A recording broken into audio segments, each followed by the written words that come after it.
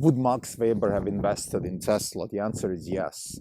I want to talk about charisma, a concept that Max Weber is one of the sort of founding fathers of modern philosophy when it comes to use of the word charisma. I'm not sure if he coined it. I'm sure it goes way back to the Greek philosophers, but he was one of the more vocal proponents of charisma in terms of explaining certain developments of the 19th century, of which he was an intellectual leader. And I think it's a key concept that is still very important today. I mean, we take the 19th century, Weber lived sort of in the second half of the 19th century. I think he died in the early 20th century.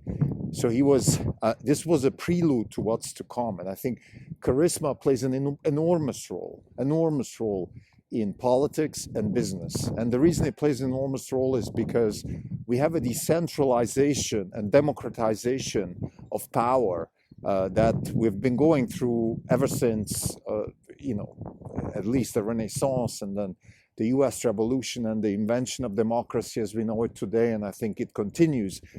Just the previous episode that we published today about Web3 opportunities, it's all about reorganizing society in a more decentralized way. But this particular episode is about charisma. It's actually the exact opposite of decentralization. It's a very central argument, or a centralist argument, where one person, and let's leave it at a person for now. Of course, we could think about a concept of some sort of digital charisma, or a software, or a company, or a robot having charisma. But let's not go there. Let's leave it at where we are today, which is simply people.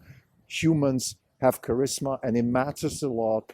And my provoking introduction question, would Max Weber have invested in Tesla, hopefully illustrates what I'm trying to get here, which is that you need to have a charismatic leader to succeed in business. And I want to talk about this today. This is Not Even Wrong podcast. It's August 7th, 2022. This is Krim Telko. It's a Sunday. This is the second episode today. And obviously still no updates. We are down 28.4%. The market's down 12.6%. We're underperforming by 15.8%. Why would Max Weber have invested in Tesla? Because Max Weber coined the concept of charisma in political leadership. And if we extrapolate political leadership to business and entrepreneurship, I think it's different outcomes.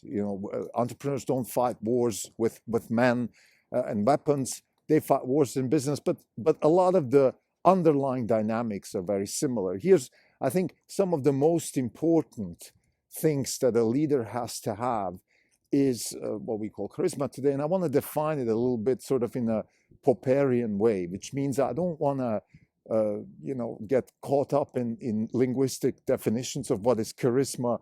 I want to read from right to left, which is, okay, the thing that galvanizes people to work towards a why, to have a sense of belonging, and the thing that gives people purpose to go and work hard and achieve a goal. That is what charisma is. And it manifests itself in a person.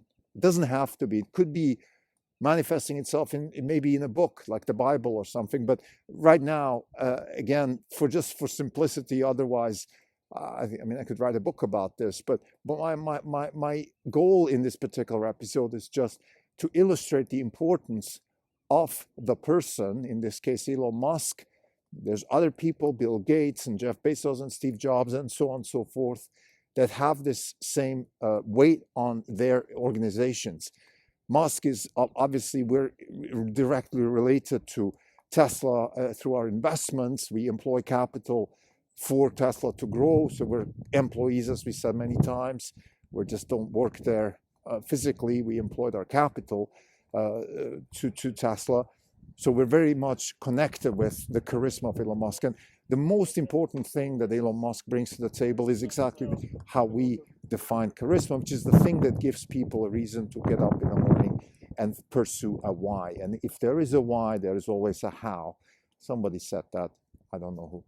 The point here is, again, if you can have so many well-educated PhDs and engineers, very skillful, creative people who are able to solve problems, who have all these ingredients that are necessary for a company like Tesla to succeed, and you can still not succeed. And we see that all over the world all the time. We see it in Europe, for example. There's phenomenal education, a lot of smart people in France, in Switzerland, in Germany, and even in Spain and Italy. But you just don't have the charisma, and charisma is also reciprocal, okay? And this is one of the main reasons, in my opinion, why the US is so successful, because Americans and even the immigrants who come here, they're more receptive to charisma because they are shedding the shackles of tradition and bureaucracy that they came from, which is the typical sort of thing that you follow. You follow tradition. So, yeah, if you're in Italy, you're following the Catholic Church. You have respect and all of that, and you also obey and you accept their authority. And if you come from India, you accept the Hindu authority, and then you have the bureaucracy on top of that. If you come from, again, Europe, you just respect the elected leaders, and all of that stuff is fine. But here in America, we have a little bit more gravitas around people. This could be because this is the country of media, this is the country of JFK and Elvis Presley and all of that kind of stuff. Maybe it is, maybe not. I think this is for sociologists and historians of media and historians of even philosophers who think about this concept of charisma. This is not for me to discuss, but I would say in one of the conversations that I actually came across this Max Weber concept, which was a BBC talk between a couple of philosophers, they mentioned George Washington having had this amazing charisma.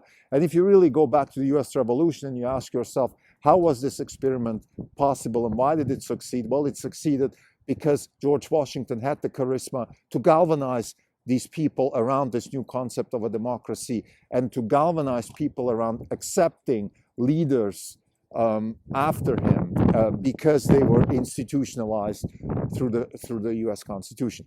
And maybe that's why, maybe it's some people even go back to say that it's the Native American, the Native Indian culture, which is infiltrated into the United States culture of charisma, of charismatic leaders and more natural power, potency, all those kinds of things. Again, this is not for me to discuss in this particular episode. I just, as an immigrant in the United States myself, I can manifest that there is more receptivity for charisma here than elsewhere. And this is very important when it comes to the conversation of, let's say, leaders in entrepreneurship and leaders in business, because it is easier to come to the United States, raise money, and galvanize people around a business than it is in Europe, because people in Europe are less receptive to charismatic leaders for good reason, because they had some bad experiences in Germany, in Russia as we speak today, and in other countries, Franco, Mussolini, etc. So people are a lot more cautious about charismatic leaders. And you can see that even the skepticism around Elon Musk in Europe. I always thought to myself, well, it's because the Europe has a car industry and all that kind of stuff. And some of that is true. But there is also this healthy skepticism. Why should I follow this guy? I don't want to have this charismatic leader giving speeches. I've been there before, or my grandfather's been there before, and that didn't work out that well. So I think this is a very important, maybe a little bit intangible tidbit, but I think it's very important to recognize that. As an investor, the purpose of the Not Even Wrong podcast is to give people a sense of what it feels like to run a hedge fund. And this is incredibly important. This episode should be one of the top 5 episodes when it comes to, if you really care about, if you're just about raising money for your fund, or you're still new, and hopefully you're listening to this podcast because you just want to be inspired or learn something about how this is done. And again, I'm not giving any investment advice here. This is simply a sort of a nudging you towards what I experienced and what I think over the last 15 years that I've been in business, what I've learned, and hopefully I can give something back to the community. This is the purpose of this particular podcast. So this is one of the main things. You look for charisma and let yourself go. It's fine. It is not a crime to reciprocate charisma. Why? Because it actually is the only way you can create wealth. You can have the best and smartest engineers in the world who cannot be put together in a coherent way for a why, and they will start doing other things. For example, they will just John Mackey, the founder of Whole Foods, once said, culture takes its own path if you don't form it. In other words, the charismatic leader has to create the culture that is most efficient to achieve the goal that, let's say, Tesla in this case wants to decarbonize energy and bring autonomy to the transportation system. It takes a huge effort, but it takes more than that. It also takes charismatic leaders who can execute against that strategy. So to summarize, I think the main takeaway here is, first, charismatic leaders are important for entrepreneurship. In fact, wealth cannot be created otherwise, simply because charisma is the thing which gives people a reason to actually work towards something. And that's very important, particularly the higher educated people are, the more they have their own egos, they're not just robots, they have their own ideas of why they're doing what they're doing. So unless you channel them towards a common goal, let's say decarbonize energy, they start doing all kinds of things, and then products dissipate and become diluted and all that kind of stuff.